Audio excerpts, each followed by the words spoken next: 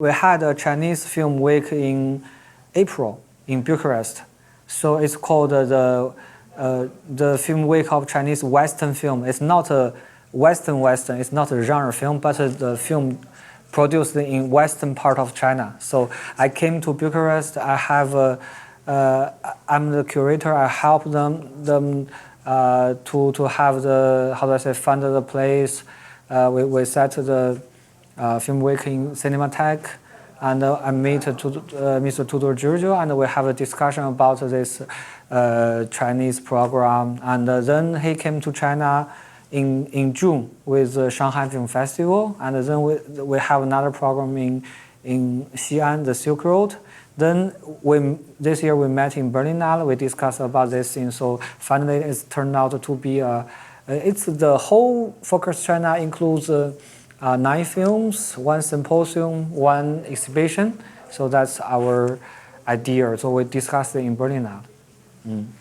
And the films, there's a lot of films.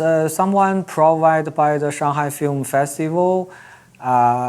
They're part of the Belt and Road Festival Alliance, Shanghai, Transylvania, and other festivals, and they got some recommendation from Shanghai, and got some recommendation from me, and finally Mr. Kilidov make the final decision which films he wants, and we're really glad to have how do I say? You can check my introduction on the TIFF catalog. So it's a really lot of. I use the word spectrum. It's like the light from the red to the purple one. You have a really early classic silent film to the latest film. Both did really well in the film festival. Also really popular in the audience. So we have this Cannes, Berlin, Venice selection films in this kind of major festivals. But we also have this Gutenberg project, which is really popular in the theater. Yeah. I was wondering, because I was at your conference from the other day, if you could tell us a bit about the Romanian films that have been distributed in China along the years. Yeah. So from the year, I think 1949. No, it's from 1950 exactly. So there's according to the research for now, there's 70 Romanian films distributed in China, and I think 5 to 10 of them are really popular, especially in the 80s, late 70s and the whole 80s. So Wave of the Danube, what's that? Yeah, and Cipilen Bulumbescu and Zila Filipinski, Hot Days by Sergio Nicolaescu, and also the Mergelatu. But we don't know Mergelatu. By that time, we call it Secret Yellow Rose 1, 2, 3, 4. So we use I think it's the title of the second episode. I think so, yes. Yeah. So that Mergelatu in China was known as Secret Yellow Rose. And we also, something is also popular, for example, Stephen Cemali, and even Mihai Viteazu, but not as popular as the other 3 films, especially Cipilen Bulumbescu and Wave of the Danube. And also the Policier made by Sergio Nicolaescu, we consider it's like a serial. So with a Clean Hand, Last Bullet, Revenge, this film is really something in China by that time. Yeah. Why do you think they were so popular?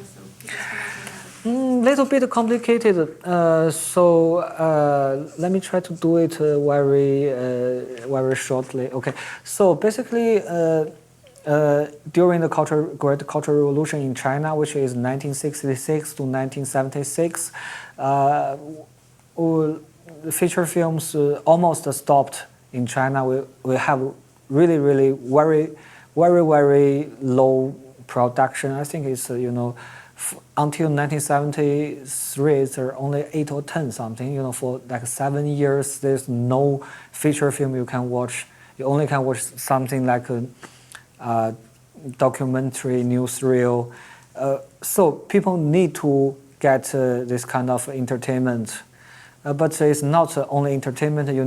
First you need to be educated. So it's education-entertainment film. What films we have is from North Korea, Vietnam, North Vietnam, and Albania, Yugoslavia, and Romania. So we have 3, we call the socialist brother country in Europe: Yugoslavia, Albania, and Romania. So we import the film there from Romania. And the other thing is we have broke up with the Soviet Union since 1960. So the whole Eastern Bloc is not quite friendly to China by that time. But Ceausescu, he has a different policy by that time. I don't know your term, but we call it nationalist communism. He trying to have something, some special place. He tried to find some balance between the USA and the Soviet Union, and he did very well in the diplomatic affairs. And he visited China, 1971 or 72, China and North Korea by that time, and we really, with this kind of diplomatic events, we will have this kind of film distributed. So that's why we will have Romanian films in China. Why it's popular? Because we consider Romanian film as really romantic. You will see the, beautiful dress, beautiful ladies, and people are, kissing and hugging, which Chinese never do that. And people think, oh my God, they're so romantic. They're kissing each other. It never happens in China. I think until 1980 or 1981, there's the first kiss on the screen in the Chinese cinema. But before that, we have a lot of things, from Romania, yeah. And for Cipelan Bombay School, I think, first thing is the music. The music is really beautiful. The landscape is really beautiful, and the Chinese people love to see this kind of costume film. And also, it's a romantic story. And also, I think another reason is we can understand the Cipelan Bombay School because we have our composer of the national anthem is someone who like Cipelan Bombay School. He's very young. He's very handsome. He's really good at violin.